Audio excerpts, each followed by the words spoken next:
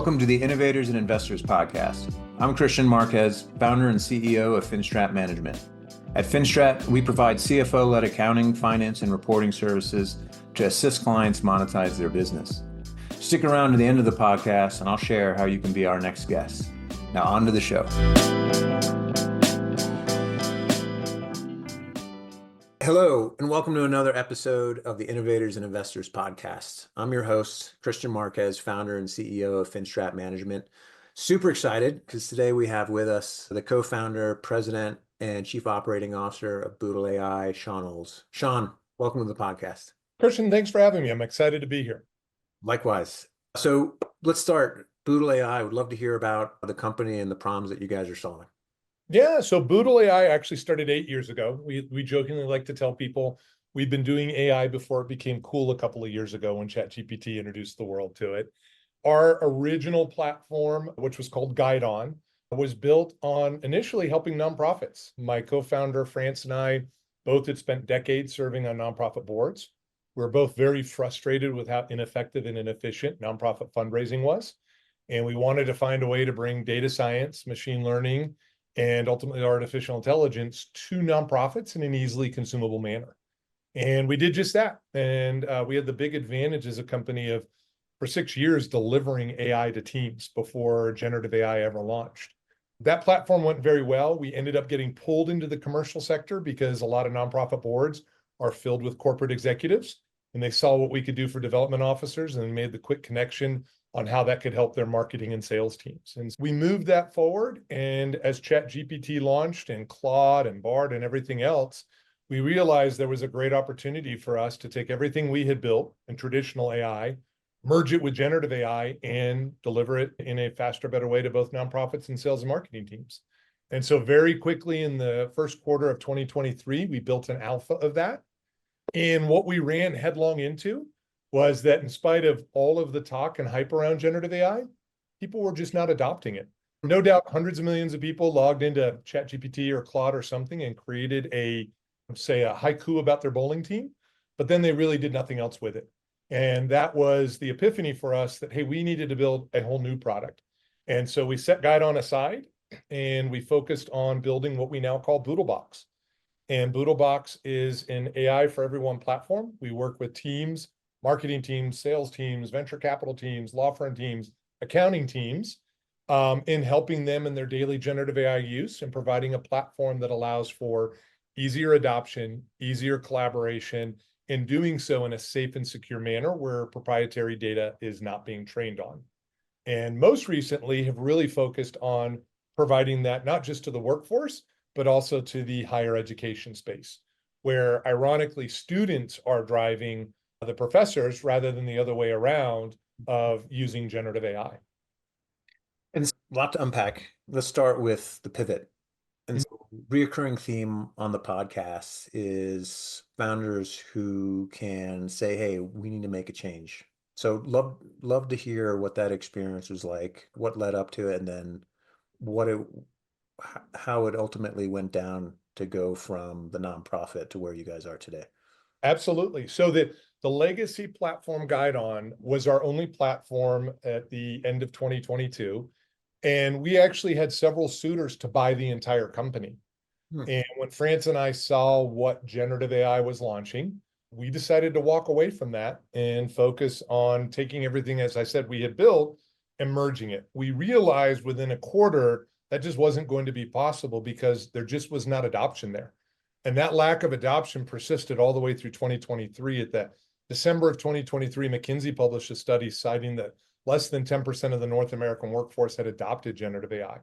And so we felt very vindicated at the end of 2023 that we'd invested all we did in building BoodleBox.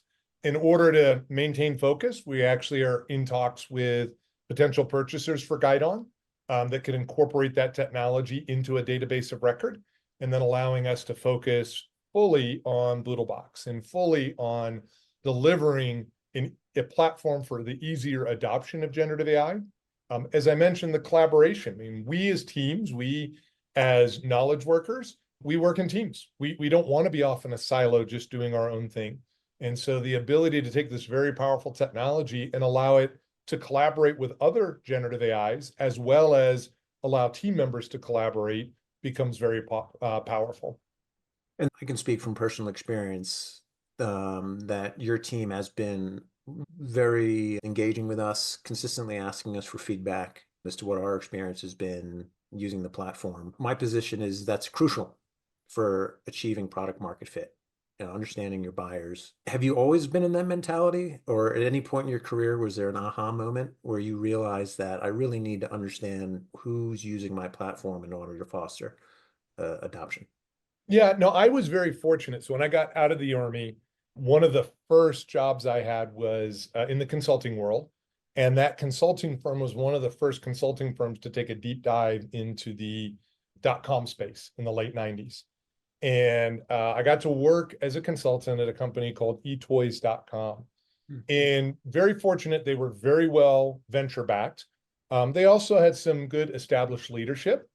And that leadership was very focused. I remember Toby Link was the CEO, and Toby liked to tell the story. The reason I built etoys.com was as a childless uncle, not married, no children, birthdays and Christmases were just murder. Showing up at Toys R Us, trying to figure out what to buy a 5-year-old as a 45-year-old man. He had no idea.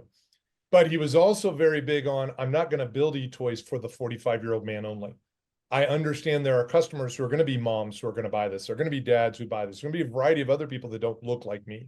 And so I need to get out and I need to hear what they want. And so from day one of building Boodle, when we built our legacy platform Guidon, and this is carried through with BoodleBox, we have always tried to be in the customer's faces, asking them what they think, asking them for feedback, providing wireframes. So we've never been of the mindset of build it and they will come. It was, let's show them what we're thinking, and then let's get feedback on how we fix this before we go invest a lot of time developing and building it out.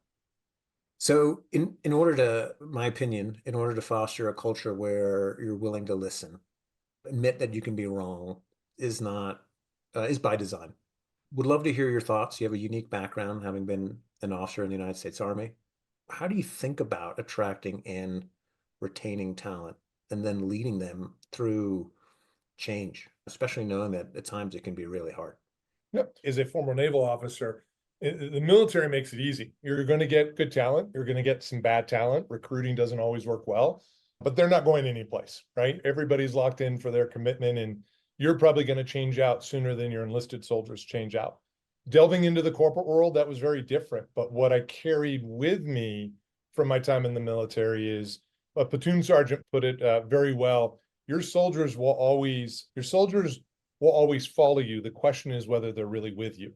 So I've always tried to understand, what do I do to foster a culture where everyone is with me? Because in the private sector, no one has to follow you. They have to be with you, or they're going to go find another company. And we, from day one of building Boodle, have always tried to foster a culture where everyone felt included. When startups, it's very easy, unlike the military, to build a flat organization. Yes, everyone has a title, everyone has a responsibility, but the reality is the CEO may be emptying the trash. It is all hands on deck getting things done. And so we've never relied, at least within Boodle, on a hierarchy to get things done. We've relied on capitalizing on our best resources to get the mission met and carrying forward from there. And so building on that, it's there, you have a lot of opinions on at what point do you hold on to talent or you let them go? Love to hear your opinion on how judicious you are with keeping people on or saying, hey, we're just not a fit. Yeah, no, look, we went through this with our pivot. We had an enterprise platform that was very geared towards nonprofit teams and fundraising teams and sales teams, whereas BoodleBox is very much focused on almost more of a B2C mentality because we have individuals and teams buying us. There are some enterprise sales, especially in the higher ed space, when you sell to a school or you sell to a department versus a student or a professor. But the team we had originally on board was much more focused on that enterprise sale. And so we went through just being honest with them and then giving them the time and ability to find new opportunities. And I think that goes a long way in continuing the culture because the rest of the team recognize that, hey, this is not a leadership team that's just going to cut bait on you if you're not useful anymore. And it wasn't that those people weren't useful. And they could have been, and we had the discussion, do you want to remold who you are? Do you want to remold what you're doing and focus more on what we're doing now versus what you've done historically? And gave them the decision. And some people said, hey, I want to try that. I want to fold into this. And others said, no, this is where my strength is. Can you just give me time to go find another opportunity that fits my strength? And we gave them that time and latitude to go do that. That's great. And sometimes it's fantastic to you in a position to be able to do that. And I know sometimes that it can be really difficult to do. Would love to hear. So you do this pivot. Now you're focused on a different go-to-market strategy. Would love to hear what your experience has been now on the opposite end of the spectrum, going after end users, college students. Obviously, it must be a completely different approach. Absolutely. And the big difference we had to do when we launched in April, we were an AI for everyone tool. And the reality is most of our paying customers right now are still people in the workforce, people on sales teams, marketing teams, venture capital teams, whatever it may be. What happened in June, though, was we had a mass influx from higher education. And what happened in May is higher educators realized, and the studies show it's anywhere from 60 to 80% of students have adopted generative AI. And not just in the classroom. These students had used their generative AI to help them prepare for their summer internships. They used it to help them prepare for their summer internship interviews. They used it to plan their summer vacations. There was a report, one kid said he's using it to help him have better date nights. It's all sorts of things they're using it for, but they have truly adopted it. It's part of their lives. Whereas a large part of the workforce has not adopted it yet. And one of the things we still run into to this day is I could go talk to XYZ Fortune 500 company, and they know they need to adopt generative AI, but they don't have to do it by Christmas. They don't have to do it by the end of Q1. Professors last June got to a point where they realized their students were using it and said, hey, we've got the fall semester starting. We need to focus on this. And part of just being a good entrepreneur is recognizing who wants you. Where's the market that most wants you and has a sense of urgency? And we found that in the higher education space. So we by no means turn away the continuous teams weekly. We have new teams signing up. We don't turn those people away. We've just decided to focus our limited marketing resources, our marketing efforts into the higher education space and really focusing on the value we can provide there. And of course, the great thing is if you take a look at it strategically, every senior who's on BoodleBox this year, every second year MBA, every third year law student, next July, they're going to be part of the workforce. They're going to carry this with them into the workforce and go forward. And we can continue to educate students in undergraduate and graduate schools on how to use generative AI and how to collaborate with their professors on it and give them a great skill that they can carry forward. And it's been one of the big selling points to a lot of professors in that professors see this as, wow, I can actually teach my students something that they can carry with them. And to me, that's exciting. I'm sure you were the same way, but I know for the first couple of months or years after undergrad, and then as well after graduate school, I would come home, pull those binders off of something I know I learned about and spend half an hour sifting through it. Now, for an employer perspective, that student walks in at 9 a.m., gets an assignment, and by 9:05, they have all the chats and prompts they did with Professor Smith on that very topic and can be productive at work, not have to come home and go look for the resources. The marketing approach is brilliant because you get the long game of students entering the workforce. You also have professors who now have staying power at the colleges and universities. So without revealing any secret sauce, then how are you approaching getting the word out throughout the country? Absolutely. And I'll be honest, it's still discovery. We are just over 90 days in the higher ed space. What has been most productive to date has been conferences.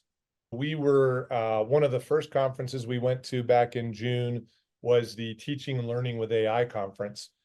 900 educators from, I think it was 185 institutions, was sponsored by the University of Central Florida.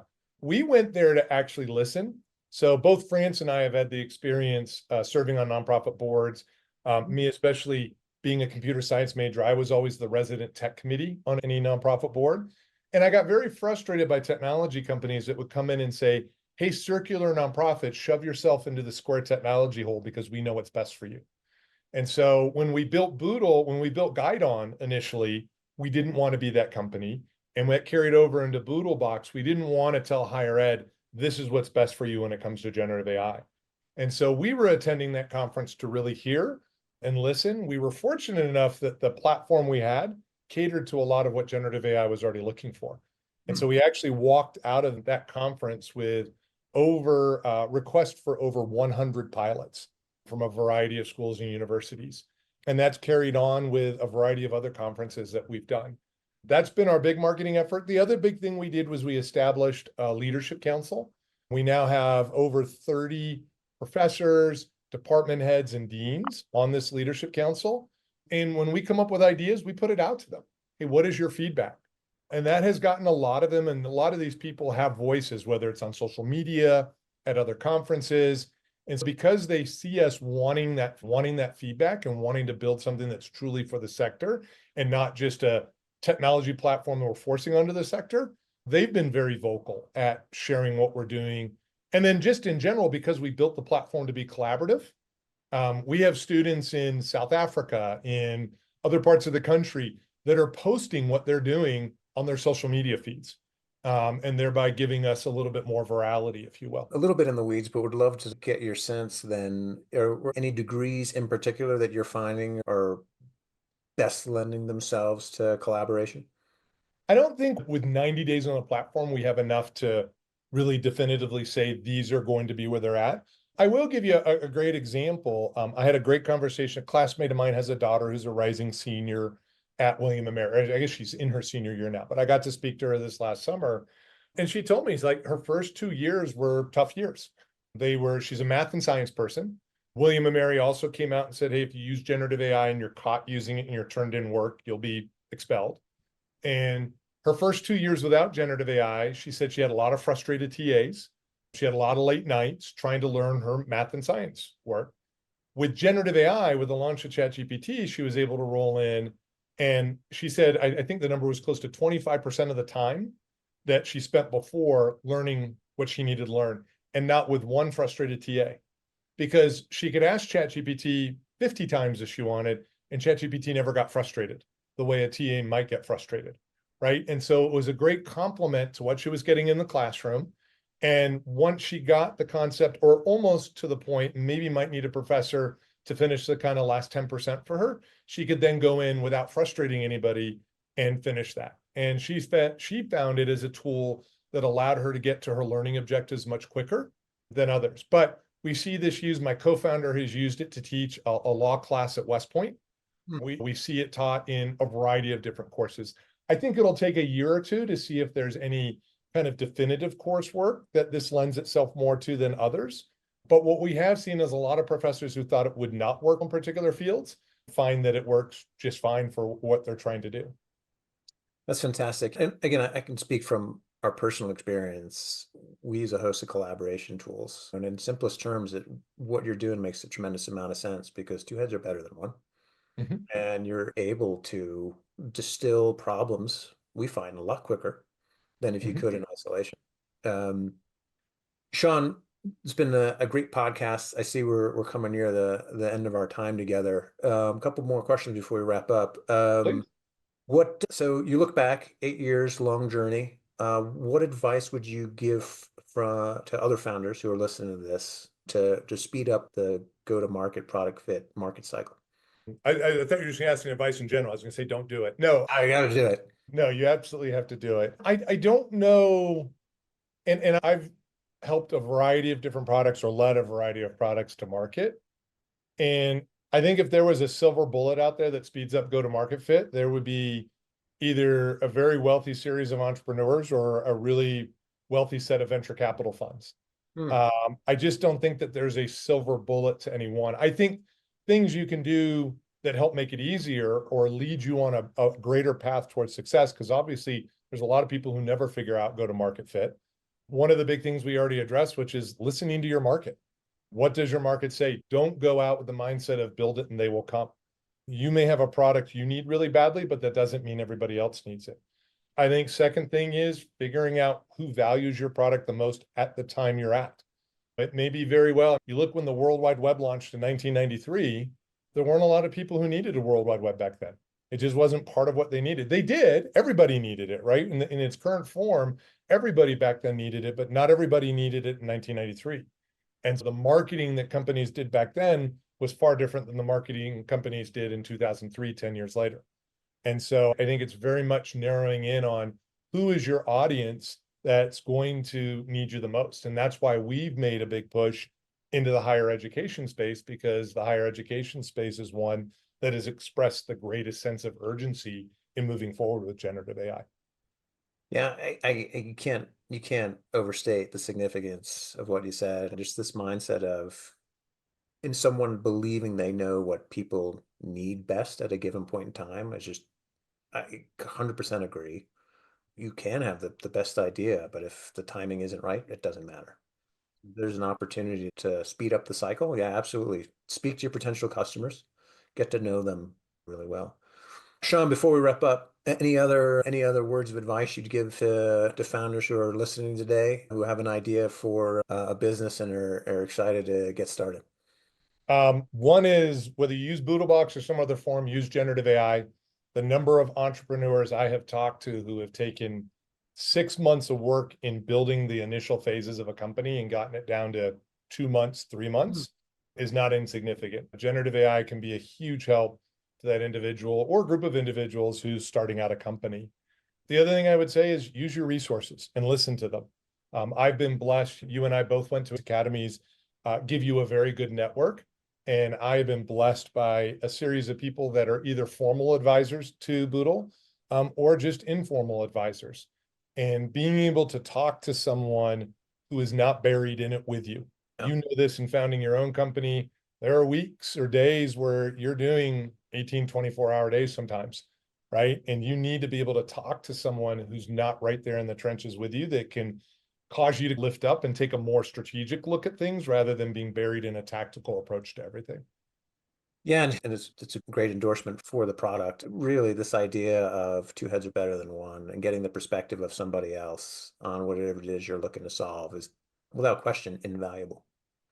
Shawn, Absolutely.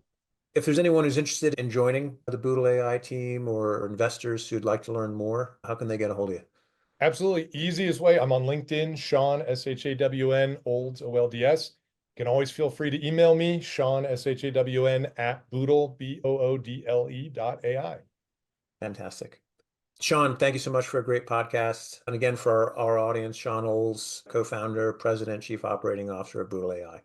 Shawn, thank you for being on the podcast. Kristian, thanks so much for having me. Pleasure to be here today.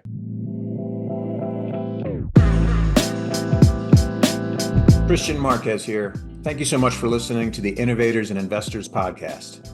If you're a successful founder or an investor who would like to be on the podcast, please visit podcast.finstratmgmt.com/podcast-guest. If you've got something out of this interview, please share this episode on social media. If you know someone that would be a great guest, please tag them on social media to let them know about the show and include the hashtag Innovators and Investors. I'd love to see your posts and suggestions. We're regularly putting out new episodes and content. To make sure you catch each new episode, please subscribe to the Innovators and Investors podcast. And your thumbs up, ratings, and reviews go a long way to help promote the show, and it means a lot to me and my team. Would you like to know more? Go to our website, finstratmgmt.com, or follow us on LinkedIn or on X. Our handle is @finstratmgmt. This is Kristian Marquez. Thank you for listening. Until next time.